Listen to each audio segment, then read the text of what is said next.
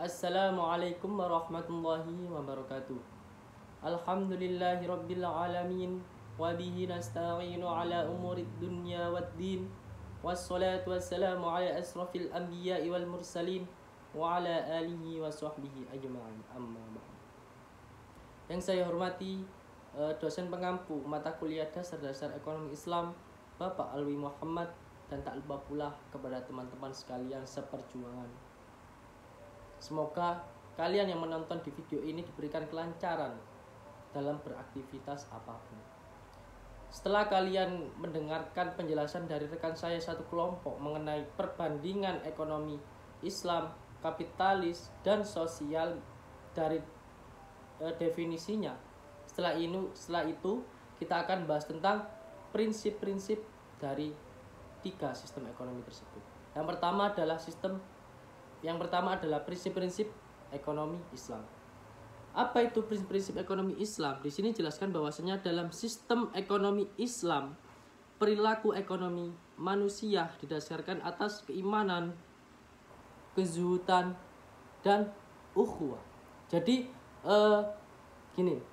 prinsip-prinsip ekonomi Islam ini semuanya ini bebas asalkan kita sebagai umat muslim itu memperhatikan halal haram gitu. Kalau di prinsip-prinsip ekonomi Islam. Lanjut. Kita akan membahas tentang prinsip-prinsip ekonomi sosial. Apa saja sih prinsip-prinsip ekonomi sosial? Di sini jelaskan bahwasannya otoritas suatu negara untuk menguasai sama aset masyarakat. Yang artinya regulasi seputar ekonomi serta kepemilikan harta dilakukan oleh pemerintah. Jadi semua aset di negara itu ya dilakukan oleh pemerintah di negara tersebut yang menerapkan prinsip ekonomi sosial ini. Terus yang kedua apa? Yang kedua ini jelaskan bahwasannya kesetaraan ekonomi. Jadi di mana masyarakat tidak bekerja untuk kepentingan pribadi, tetapi mereka hanyalah pegawai pemerintah yang gajinya berasal dari keringat mereka sendiri. Ya, semuanya diatur oleh pemerintah gitu. Jadi tidak bekerja untuk dirinya sendiri, jadi untuk negara gitu. Semuanya rata. Maksudnya dari poin kedua ini ya. Nanti kita lanjut ke poin ketiga. Apa itu? Yaitu disiplin politik. Apa itu disiplin politik? Di negara yang menganut sistem ekonomi sosialis ini atau sistem ekonomi sosial yang masa parlemen sebagai lembaga yang berhak membuat konstitusi dan regulasi dikuasai oleh kaum proletarian atau kaum buruh. Itu maksudnya apa? Jadi semua kegiatan ekonomi ini ya tetap diatur oleh negara. Jadi semuanya jadi buruh gitu. Jadi semuanya sama rata dan lain sebagainya. Itu maksud dari poin ketiga. Terus kita lanjut ke prinsip-prinsip ekonomi kapitalis. Apa itu prinsip-prinsip ekonomi kapitalis? Di sini jelaskan bahwasannya pengakuan hak milik pribadi tanpa batas tertentu. Jadi ya bebas tidak ada halangan apapun, tidak ada peraturan apapun yang mengikat di situ. Jadi yang negara yang menerapkan prinsip-prinsip ekonomi kapitalis ini ya bebas, tidak memperhatikan halal haram dan lain-lain. Tapi tetap yang membedakan dari tiga prinsip ekonomi ini yaitu dasar hukum. Yang pertama adalah ekonomi Islam. Dasar hukumnya apa? Al-Quran dan hadis. Terus landasan hukum dari ekonomi sosial itu apa? Dari buku The World of Nations yang dikarang oleh Adam Smith. Terus landasan hukum dari ekonomi kapitalis itu apa? Dari buku Das Kapital yang dikarang oleh Karl Marx. Terus lanjut. Kita ke sistemnya. Setelah kita mengetahui definisi apa itu ekonomi Islam, apa itu ekonomi kapitalis, apa itu ekonomi sosial. Setelah itu kita mengetahui prinsip-prinsipnya dari tiga ekonomi tersebut yang menerapkan ekonomi sosial, kapitalis, dan Islam. Terus sekarang ke sistem. sistem ekonomi Islam itu apa, sistem ekonomi sosial itu apa, dan sistem ekonomi kapitalis itu apa. Yang pertama, kita ke ekonomi Islam. Jadi gini, sistem ekonomi Islam itu terdiri dari 4, yaitu ekonomi nahiliyah, ekonomi akhlak, dan ekonomi kemanusiaan, dan ekonomi pertengahan. Apa itu ekonomi nahiliyah? Jadi ekonomi nahiliyah ini adalah ekonomi ilahiyah, bukan nahiliyah, maaf, ilahiyah, karena tidak berangkatnya dari Allah, karena titik berangkatnya ini dari Allah. Kok tidak? Maaf, salah lagi. Tujuannya mencari ridho Allah dan cara-caranya tidak bertentangan dengan syariat agama Islam. Jadi ya kita tetap patuh pada syariat dan ketentuan Allah yang dijelaskan oleh Al-Quran dan Al-Hadis. Ini yaitu ekonomi nahiliyah. Nahiliyah ya benar, nahiliyah. Terus yang kedua ini ekonomi akhlak. Apa itu ekonomi akhlak? Bahwasannya antara ekonomi dan akhlak itu tak pernah terpisah.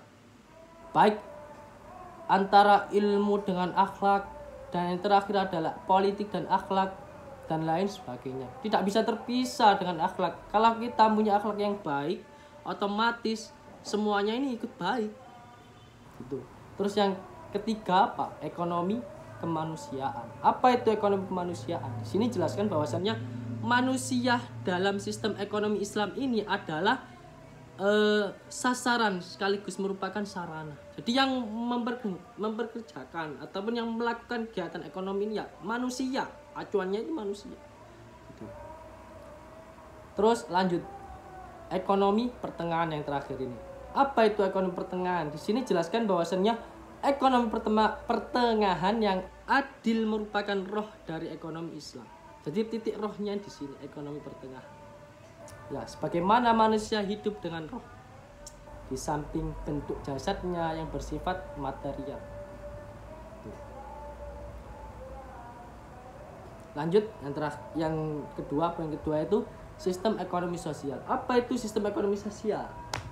Di sini jelaskan bahwasanya landasan ilmiah dari sistem ini adalah kombinasi antara prinsip-prinsip kebebasan individu dengan kemerataan sosial. Jadi semua rata, tapi tetap yang mengatur itu ya kayaknya dari pemerintah tersebut.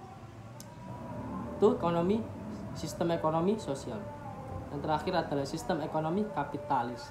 Apa itu sistem ekonomi kapitalis? Di sini jelaskan bahwasannya poin pertama, hak milik swasta atau disebut dengan private property.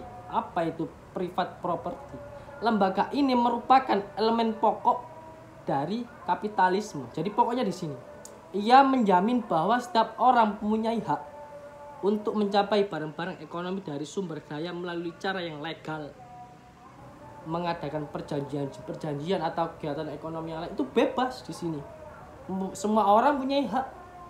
Terus yang kedua apa? Yang kedua itu dibina oleh tangan yang tak terlihat atau disebut dengan the invisible hand.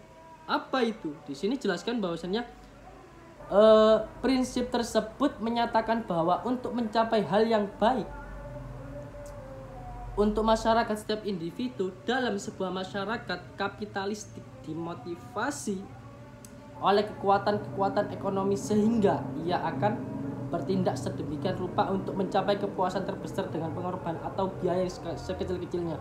Jadi di sini dijelaskan bahwasanya kita mempunyai modal yang sedikit dan untuk yang besar. Ini sistem ekonomi kapitalis yang poin kedua. Jika disimpulkan ya.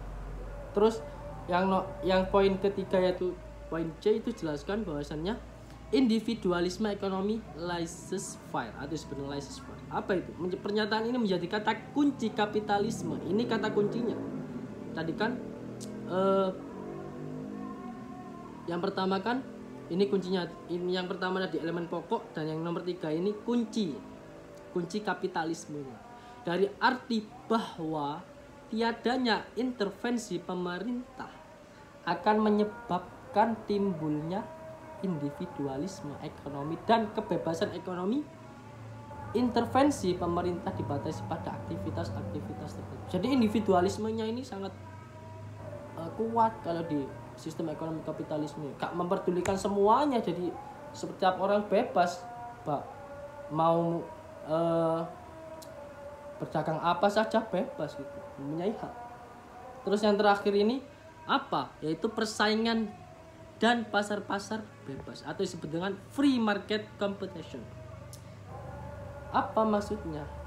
Yaitu prinsip bekerjanya mekanisme pasar menyebabkan terjadinya persaingan. Jadi di sistem ini bebas, setiap orang bebas bersaing untuk kehidupannya, bebas bersaing untuk dagangannya dan lain sebagainya.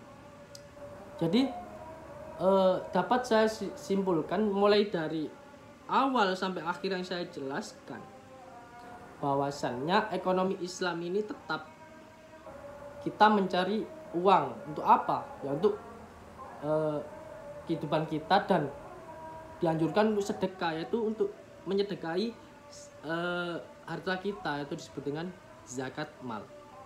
Kalau di ekonomi sosial ini semuanya sama rata gitu, semuanya sama rata. Terus yang sistemnya ini dikuasai oleh pemerintah, diatur oleh pemerintah.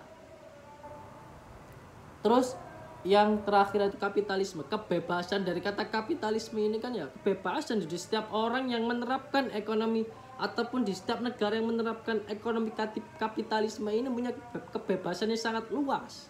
Itu. Ya mungkin penjelasan saya sampai di sini. Kalau ada salah kata, saya mohon maaf sebesar-besarnya. Wabillahi taufik wal hidayah waridho wal inayah. Wassalamualaikum warahmatullahi wabarakatuh.